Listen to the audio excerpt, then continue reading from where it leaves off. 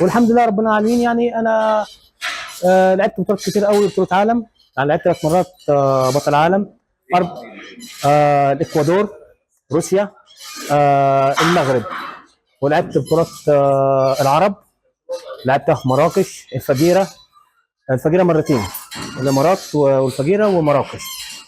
والشركات طبعا معروفة طبعا على مستوى مصر انها من اكبر الشركات. ولعبت مؤخرا بطولة مستر يونيفرسال، وربنا اكرمني. كنت نازل ميزان 75 وانا كنت وازن 62 كيلو. ودي كانت المفاجأة لكثير من الحكام الأجانب اللي كانت موجودة، إن لاعب ميزانه 62 كيلو يكسب 75. وساعتها الماتش ده كان من 20 يوم تقريبا أو 18 يوم. آه لقبوني بلقب تاني اسمه أسد الصعيد، بسبب الميزان اللي أنا كنت فيه وفرق ال 13 كيلو ده.